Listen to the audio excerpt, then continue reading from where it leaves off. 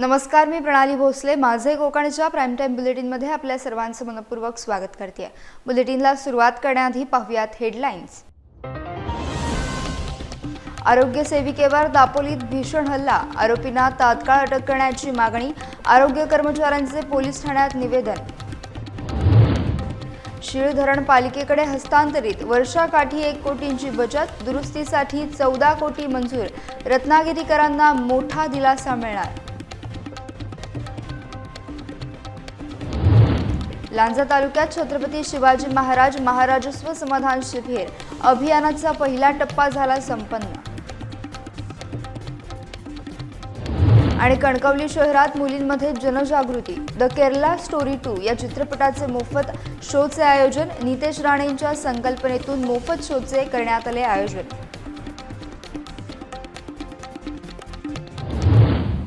पाहुयात सविस्तर वृत्त.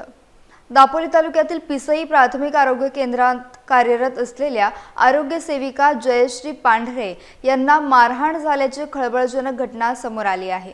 ही घटना काल संध्याकाळी सतीमाता मंदिरासमोर घडली. या हल्ल्याचा निषेध करण्यासाठी आज तालुक्यातील आरोग्य विभागाचे कर्मचारी आणि वैद्यकीय अधिकारी एकत्र आले. त्यांनी दापोली पोलीस ठाण्यावर धडक देऊन दोषींना तात्काळ अटक करण्याची मागणी केली. पोलीस निरीक्षक महेश तोरसकर यांना निवेदनाद्वारे साकडे घालण्यात आले आहे. या प्रकरणी पोलीस ठाण्यात परस्पर विरोधी तक्रारी दाखल झाल्या आहेत.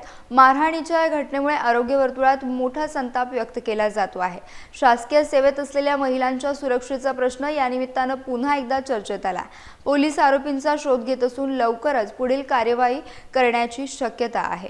पीडित आरोग्य सेविकेला न्याय मिळवून देण्यासाठी सर्व कर्मचाऱ्यांनी एकजूट दाखवली असून परिसरात या घटनेची मोठी चर्चा सुरू आहे. पोलीस तपास वेगानं करत आहेत. उपकेंद्र पिसई प्राथमिक आरोग्य केंद्र पिसई तालुका दापोली आरोग्य सेविका काल आमच्या खेरडी उपकेंद्राच्या सिस्टर जयश्री यांच्यावर जो जीवघेणा हल्ला झाला त्याच्यामध्ये खरंच आम्ही जेव्हा भेटायला गेलो उपजिल्हा रुग्णालय दापोली येथे म्हणजे अत्यंत घृणास्पद प्रकार आहे हा आणि माणुसकीला लाजवेल असं वर्तन केलेलं आहे आमच्या भगिनीशी. आणि पुन्हा आम्ही जेव्हा तिथे तिच्यासोबत होतो तेव्हा आम्हाला तुम्ही एकेकाला बघून घेईल अशी धमकी सुद्धा दिलेली आहे. तर आम्ही कार्यक्षेत्रात फिरत असताना म्हणजे आम्ही आरोग्य सेवा बजावत असताना 24/7 मध्ये आम्ही येतो आणि ती बजावत असताना आम्ही काम करावं की नाही हा आमच्या महिला आरोग्य कर्मचाऱ्यांसमोर हा मोठा पेच आहे. तर आमच्या भगिनीला योग्य तो न्याय मिळावा आणि जो गुन्हेगार जो मोकाट फिरत आहे असं आम्हाला वाटतंय तो अजूनही अटक झालेली नाही, त्याला लवकरात लवकर कडक शिक्षा मिळावी अशी आमच्या सर्व आरोग्य कर्मचाऱ्यांची विनंती आहे. नमस्कार, मी डॉक्टर वैदेही राजाराम जोईल, प्राथमिक आरोग्य केंद्र पिसई येथे वैद्यकीय अधिकारी म्हणून कार्यरत आहे. आज काल संध्याकाळी जो माझ्या कर्मचारीवरती प्रसंग आला आहे, देव न करो कुठल्याही क्षेत्रातल्या कर्मचाऱ्यावरती असा प्रसंग येवो, इतका घृणास्पद आणि लज्जास्पद प्रसंग घडलेला आहे. ज्या प्रकारे त्यांना अख्ख्या रस्त्यामध्ये उघडं करून त्यांचं चित्रफित काढलं गेलंय आणि सर्वांना त्यांचे व्हिडिओज काढायला लावले गेलेले आहे, ही खूप लज्जास्पद गोष्ट आहे आणि ह्याच्यावर लवकरात लवकर कारवाई केली गेली पाहिजे आणि आरोपीला लवकरात लवकर सक्त शिक्षा दिली पाहिजे. रत्नागिरी जिल्ह्याच्या पाणीपुरवठ्याचा मुख्य कणा असलेल्या शीळ धरणाबाबत राज्य शासनाने एक ऐतिहासिक आणि अत्यंत क्रांतिकारी निर्णय घेतला आहे. या महत्त्वपूर्ण निर्णयामुळे शीळ धरणाची मालकी आता अधिकृतपणे रत्नागिरी नगरपालिकेकडे हस्तांतरित केली जाणार आहे. राज्याचे उद्योग मंत्री आणि रत्नागिरी जिल्ह्याचे पालकमंत्री उदय सामंत यांनी सातत्यानं केलेल्या यशस्वी पाठपुराव्यामुळे हा निर्णय मार्गी लागला आहे. या प्रक्रियेमुळे नगरपालिकेचे दरवर्षी जलसंपदा विभागाला द्यावे लागणारे सुमारे 1 कोटी रुपये वाचणार असून पालिकेची मोठी आर्थिक बचत होणार आहे. जलसंपदा विभागाने या संदर्भातील शासन शुद्धीपत्रक जाहीर केले. धरणाचे हस्तांतरण करण्यापूर्वी त्याची विशेष दुरुस्ती करून ते पूर्णपणे सुरक्षित केले जाणार आहे. यासाठी शासनाने 14,26,813 रुपयांच्या खर्चास प्रशासकीय मान्यता दिली आहे. यामुळे रत्नागिरी शहराचा पाणी पुरवठा अधिक सक्षम होऊन नागरिकांना मोठा दिलासा मिळणार आहे. या निर्णयाचे सर्वत्र मोठ्या उत्साहात स्वागत होत आहे. हा निर्णय शहराच्या प्रगतीसाठी नक्कीच दिशादर्शक ठरणार असल्याचं बोललं जात आहे. खेड तालुक्यातील ज्ञानदीप महाविद्यालय येथे खेड महसूल विभागातर्फे छत्रपती शिवाजी महाराज महाराजस्व समाधान शिबिराचं दिमाखात आयोजन करण्यात आलं। या विशेष मोहिमेचा शुभारंभ संपूर्ण तालुक्यातील एकूण 11 विविध ठिकाणी एकाच वेळी करण्यात आला असून या उपक्रमाला नागरिकांचा मोठा प्रतिसाद मिळत आहे। या कार्यक्रमाच्या उद्घाटन प्रसंगी खेडच्या उपविभागीय अधिकारी वैशाली पाटील, तहसीलदार सुधीर सोनावणे, जिल्हा परिषद सदस्य रेवती पाटील, जाई आमरे आणि पंचायत समिती सदस्य पालेकर आदी प्रमुख पाहुणे म्हणून उपस्थित होते। त्यांच्यासह बोरज गावचे सरपंच विशाल घोसाळकर, ज्ञानदीप संस्थेचे सचिव माधव पेठे आणि प्राचार्य डॉक्टर उमेश कुमार बागल यांच्यासह महसूल विभागातील अनेक अधिकारी आणि पंचक्रोशीतील ग्रामस्थ मोठ्या संख्येने उपस्थित होते। या शिबिराच्या माध्यमातून शासकीय योजनांचा लाभ आणि विविध दाखल्यांचे वाटप थेट जनतेपर्यंत पोहोचवण्याचा यशस्वी प्रयत्न प्रशासनाकडून करण्यात आला आहे। यामुळे ग्रामीण भागातील नागरिकांच्या अनेक प्रलंबित कामांचे जागेवरच निराकरण झाले। प्रशासनाच्या या पारदर्शक आणि लोकहितकारी निर्णयाचे सर्व स्तरातून कौतुक करण्यात येत असून नागरिकांनी या संधीचा मोठ्या प्रमाणात लाभ घेतला आहे। तो शिबिराच्या दिवशी यायचा आहे। तर मी आपल्या सर्वांच्या माध्यमातून परत एकदा सर्व लोकप्रतिनिधींना असेल किंवा आपल्या नागरिकांना आवाहन करते, आज दिवसभर आपला या महसूल मंडळाचा कॅम्प चालू राहणार आहे। पुढच्या आठवड्यामध्ये सुकुईमध्ये सुद्धा आपला कॅम्प आहे। म्हणजे जरी तुमचं इथं काम नाही झालं तरी पण ते सुकुई मंडळाच्या ठिकाणी सुद्धा आपण करण्याचा प्रयत्न करू आणि सुकुई मंडळाला पुन्हा 8 दिवस मिळणार आहे। तर सुकुईचे जे आमचे मंडळ अधिकारी आहेत तलाठी त्याबाबतीचं पूर्ण नियोजन करतील, पूर्व तयारीच्या बैठका घेतील आणि दिवसभरामध्ये आपण शिबिर चालू राहणार आहे। त्याच्यामध्ये आपण इथून गेल्यानंतर आपले जे बाकीचे उपस्थित भाऊबंद म्हणजे लोक असतील, आपले एखाद्या बहिणीचे एखादं कुठं सर्टिफिकेट अर्जाचं असेल, कुठल्या भावाचा काही विषय असेल तर सर्वांना आपण इथं शिबिराच्या ठिकाणी पाठवून द्यायचं, शिबिराचा जास्तीत जास्त लाभ घ्यायचा आहे। लांजा तालुक्यातील कोर्ले येथील जिल्हा परिषद शाळेत छत्रपती शिवाजी महाराज महाराजस्व समाधान शिबिर अभियानाचा पहिला टप्पा उत्साहात संपन्न झाला। तहसीलदार प्रियंका ढोले यांच्या हस्ते या कार्यक्रमाचा शुभारंभ करण्यात आला। या शिबिरात भांबेड मंडळातील 11 ग्रामपंचायत आणि 24 महसुली गावांमधील 709 लाभार्थ्यांना विविध शासकीय योजनांचा थेट लाभ देण्यात आला। यावेळी महसूल, आरोग्य, पशुवैद्यकीय, कृषी आणि उमेद अंतर्गत बचत गटांच्या विभागांनी स्टॉल लावून नागरिकांना मार्गदर्शन केले। शिबिरात लक्ष्मी मुक्ती योजना आणि तुकडेबंदी सुधारित शासन निर्णयाचे वाचन करण्यात आले। जिल्हा परिषद सदस्या विनीता गांगण, नायब तहसीलदार अनिल गोसावी आणि कृषी अधिकारी अभिजित शेलार यांच्यासह अनेक मान्यवर उपस्थित होते। मंडळ अधिकारी महादेव चव्हाण आणि त्यांच्या टीमने शिबिराच्या यशस्वीतेसाठी विशेष परिश्रम घेतले। प्रशासनाच्या वतीने या मोहिमेत सहभागी नागरिकांचे आभार मानण्यात आले आहेत। शासनाच्या उपक्रमामुळे दुर्गम भागातील नागरिकांच्या समस्यांचे जागेवरच निराकरण झाले असून समाधान शिबिराचा पहिला टप्पा यशस्वी ठरला आहे।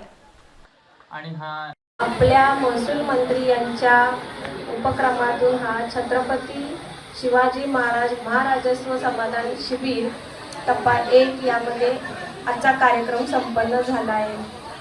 मी आपणास या कार्यक्रमाला मोठ्या प्रमाणात उपस्थित राहून कार्यक्रम यशस्वी करण्यासाठी आवाहन केले होते आणि मान्यवर स्टेजवरील सर्व मान्यवरांनी प्रयत्न केले आणि त्यानुसार अत्यंत म्हणजे मी फार भारावून गेले। चांगला कार्यक्रम झालाय, आपण सर्वांनी चांगला प्रतिसाद दिलाय।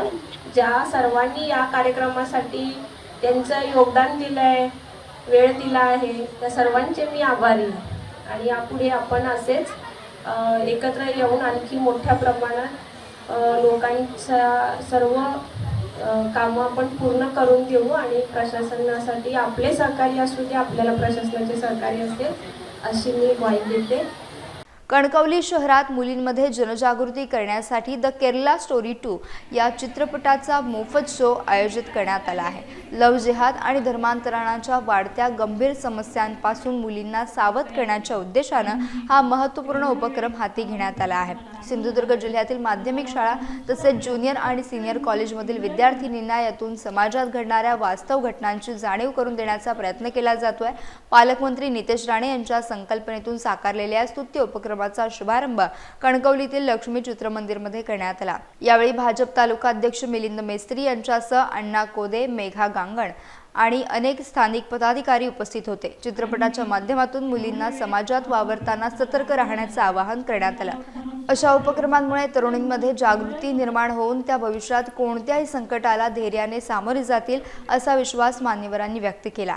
या प्रदर्शनाला विद्यार्थिनींचा मोठा प्रतिसाद मिळत आहे।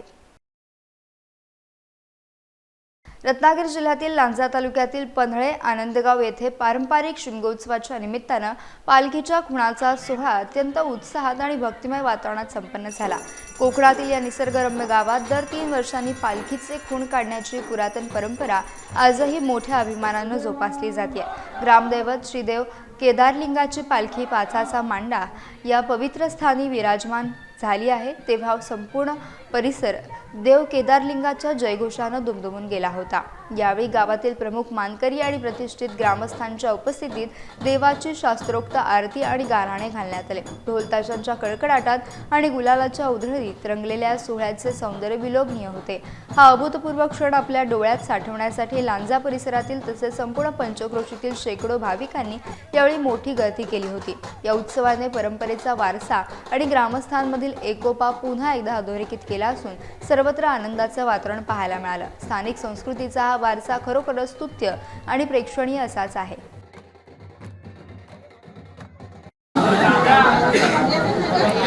पन्हळे आनंदगाव या म्हणजे पारंपरिक पद्धतीने चाललेली जो होण्याचा जो विषय आहे तो केदारलिंगाची पालखी आहे आणि प्रति 3 वर्षानंतर ही पुन्हा ठेवली जाते आणि ही परंपरा आम्ही आज तागत म्हणजे वडिलोपार्जीपासून आज तक आम्ही ती सर्व कोणताही जातभेद न करता सर्व समूहाने आम्ही ती करत आहोत आणि जल्लोषाने उत्साहाने ही परंपरा आम्ही पार पाडत आहोत। आता खुणा म्हणजे नेमकं काय तर एक नारळ रात्र 3 वाजता नारळ ठेवला जातो, तो भूमीमध्ये ठेवला जातो आणि तो नारळ हा आपल्या ग्रामदेवतेने आज ग्रामदेवता आई लक्ष्मीनारायण नवलाई पावणाई जाखादेवी इटलाई भराडी भावकादेवी यांच्या संगमताने ही खुणा काढली जाते आणि मूल गावठा पूर्वी चव्हाटा याच्या वचना तत्वानुसार हा जल्लोषाने कार्यक्रम पार पडतो आणि सर्व भाविक हा शिमगोत्सवाचा जो कार्यक्रम हा उत्साहाने आनंदाने पार पडतात। खेड तालुक्यातील मुळगाव सवणज येथे ग्रामदैवत श्री झोलाई देवीचा शिमगोत्सव मोठ्या उत्साहात आणि नाविन्यपूर्ण पद्धतीने साजरा करण्यात आला।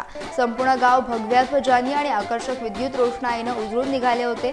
महादापुरी सेवाभावी संस्थेतर्फे आयोजित सांस्कृतिक कार्यक्रमात स्थानिक लहानांपासून थोरांपर्यंत सर्वांनीच आपली कला सादर केली। पहाटे पारंपरिक विधिवत होळी पूजन आणि होमदहन करण्यात आले। या सोहळ्याचे मुख्य आकर्षण म्हणजे महिलांनी सादर केलेले शिस्तबद्ध लेझी नृत्य आणि त्यांनी प्रथमच पालखी नाचवण्याचा घेतलेला बहुमान। पारंपरिक नऊवारी साडी आणि भगवे फेटे परिधान करून महिलांनी मिरवणुकीची रंगत वाढवली। देवीची पालखी गावातील प्रत्येक घरासमोर येऊन भाविकांनी आशीर्वाद घेतले। उत्कृष्ट पालखी सादरीकरणासाठी दीपक माणके आणि किशोरी घोलप यांचा विशेष गौरव करण्यात आला।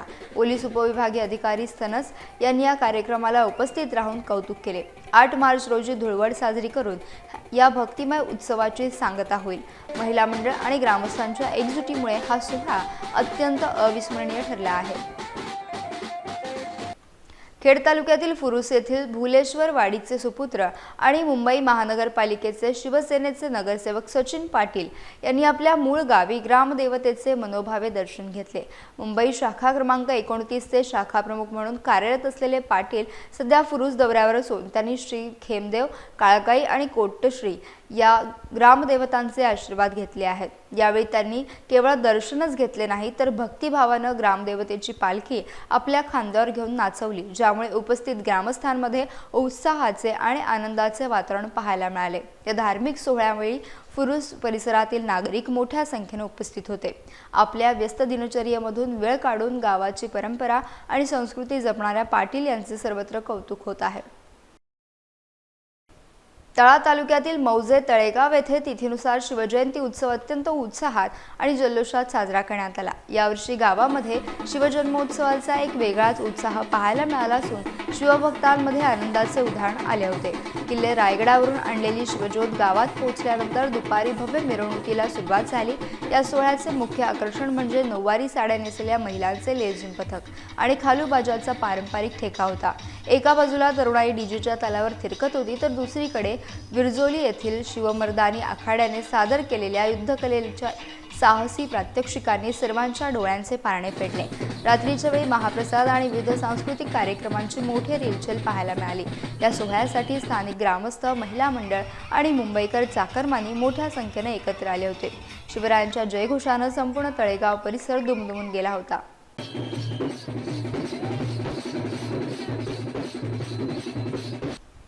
यासह बुलेटिनमध्ये वेळ झाली. इथेच थांबण्याची. भेटूयात नवीन बुलेटिनसह. तोपर्यंत तुम्ही कुठेही जाऊ नका.